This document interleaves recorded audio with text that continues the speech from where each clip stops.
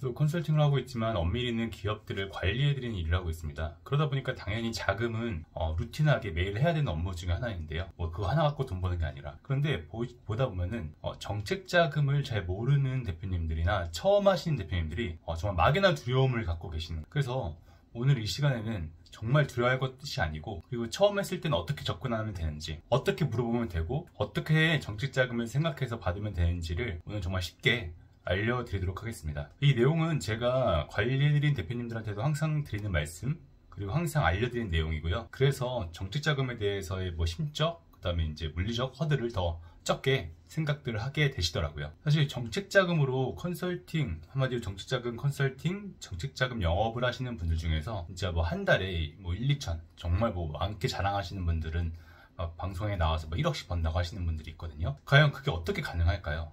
심지어 그런 분들은 시작한 지 1년도 채 안 되고, 아니면 2, 3개월 만에 그렇게 시작하자마자 돈을 벌어요. 바로 여기서 힌트가 있습니다. 정책자금 컨설팅이나 정책자금 브로커 영업이라고 하는 게 결국은 그 일 자체보다도 영업력이 중요한 것이고, 영업력이 중요해서 그렇게 돈을 벌 수 있다는 말은 한마디로 그렇게 어렵지 않다는 거예요.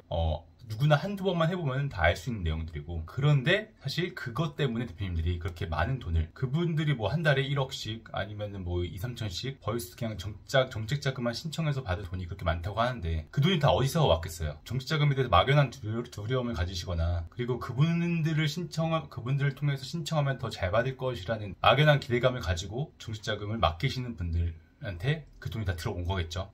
그래서 그게 정말 잘못된 오해라는 거, 정말 쓸데없이 돈을 버리고 계신다는 거를 오늘 알려드리면서, 대표님들도 정말 쉽게 접근하는 방법인데요. 한마디로 정책자금은요, 누구나 신청할 수 있는 거예요. 그러니까 누구나 신청할 수 있게 만든 게 정책자금인데, 아직 우리나라의 그 행정 시스템, 행정 기반이 그렇게 잘 되어 있지 않기 때문에 대표님들이 어렵게 느끼시는 게 있는 것이고요. 심지어 저도 몇십 개의 기업을 관리하면서 지속적으로 해드리고 있지만 저도 약간 헷갈릴 때가 있거든요.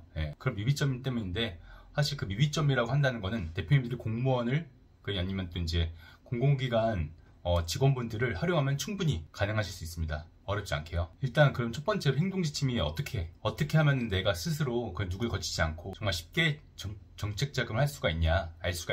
일단 우리 기업에 맞는 정책금융기관을 알아두셔야 합니다. 그래서 대표적으로 5인 미만에, 그리고 매출이 그러니까 한마디로 고용인원 5인 미만에 매출이 연 한 4, 5억 미만이다. 그러면요, 신용보증재단과 그리고 소상공인 정책자금을 이용을 하시면 됩니다. 그러니까 신용보증재단에서 이용하는 재단에서 보증서 하고요, 그 다음에 소상공인 시장진흥공단에서 하는 소상공인 정책자금을 신청을 하시면 돼요. 간단하게 만약에 내가 5인 이상, 고용인원 5인 이상의 매출이 한 5, 6억 된다, 그 이상 된다, 그러신 분들은요, 중소벤처기업진흥공단과 그리고 그 다음에 신용보증기금을 이용을 하시면 됩니다. 이렇게 알아두셔서 대표님의 그런 매출과 고용인원을 맞는 기관을 선택을 하시고요. 그러면은 일단은 그 기관 홈페이지에 들어가 보세요. 네이버나 구글이나 검색 엔진에 쳐서 그 신용보증기금, 신용보증재단, 아니면 소상공인 정책자금을 딱 치잖아요.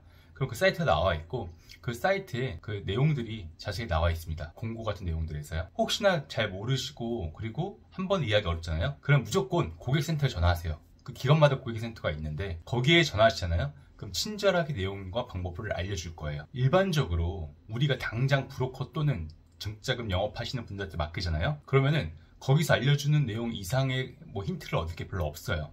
당장 신청하는 것은. 그래서 내가 지금 급하게 돈을 만들어야 되고 정책자금을 신청해야 된다 하시잖아요. 그러면요, 진짜 다른 거 하지 마시고 우리 기업에 맞는 기관을 검색을 해놓으시고 알아놓으시고, 그 기관 담당자 아니면 그 기관 고객센터에 전화하셔가지고 내가 우리 기업이 어떤 상황인데 어떤 자금을 받을 수 있을지를 차라리 물어보세요. 그러면 자세하게 신청 방법까지 다 알려줄 것입니다.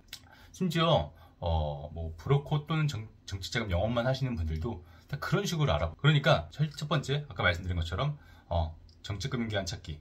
두 번째, 담당자나 고객센터에 전화해서 우리 기업에 맞는 자금 찾기. 이렇게 되면 끝납니다. 그렇게 해서 진짜 만약에 그렇게 되면 어떻게 하냐, 신청을 하면 되는데요. 연초에는 모든 운영 정책금융기관들이 열리는 시기거든요. 그러면은 우리 기관이 할 수 있는, 우리 기업이 할 수 있는 기간에 맞춰서 신청을 하시면 되고, 빼놓지 않고. 그러면은 연 중순에는 어떻게 하냐, 1년의 중간에는요, 그러면은 연초에는 안 됐던 자금들이 있어. 연초에 자금 신청했지만 안 됐고 아니면 뭐 재무제표 나오면 오라고 한다든지 부가세제로 다 나오면 오라고 한다든지 그런 식으로 얘기를 한단 말이죠. 그 와중에서 우리 기업이 받을 수 있는 뭐 가점, 한마디로 정책금융기관의 가점 제도라는 게 있는데요. 뭐 인증이 있거나 아니면 뭐 연구소가 있거나 그런 것들이 있으면 또 가점을 주거든요. 그럼 가점을 가능한 것들을 챙겨 놓으시고 그 다음에 중순에는 다시 그걸 도전해 보시면 됩니다. 그리고요, 연말에는 연초 연중순을 했는데 안 됐던 자금 또는 그리고 일반적으로 사람들이 잘 손대지 않는 자금들이 있어요. 약간의 허들들이 있는 뭐 펀딩을 해야 된다거나 뭐 수출을 해야 된다거나 뭐 그런 식으로 조건이 붙는 자금들이 있는데 그거를 신청해 보시면 돼요. 이렇게 1년 동안 하시잖아요.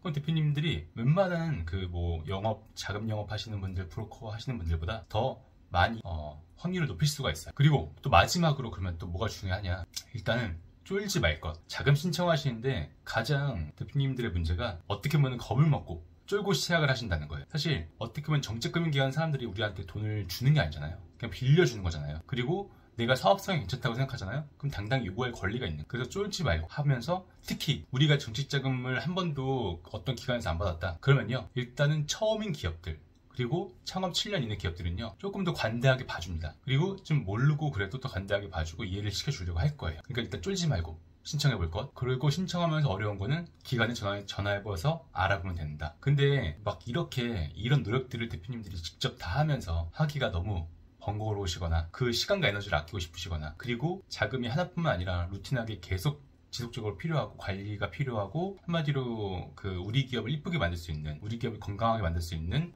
인증들이 필요하고, 그러면서 고정비를 아껴줄 수 있는 그런 컨설팅이 필요하면 그때 기업 관리를 고민해 보시고 그때 컨설팅을 고민해 보시면 되지, 단지 자금 하나 때문에 하는 것을 저는 되게 잘못된 행동이라고 생각하고 어리석은 행동이라고 생각합니다. 당장 신청할 거는요 정말 대표님이 혼자 알아보셔서 하는 거나 누굴 통해서 하는 거나 정말 차이가 없습니다. 그래서 오늘은 항상 느끼고 있고 항상 말씀을 드리지만 좀 이 내용이 더 많은 분들에게 공유되길 바라면서 이상으로 영상을 마치도록 하겠습니다. 해결사 조 팀장이었습니다.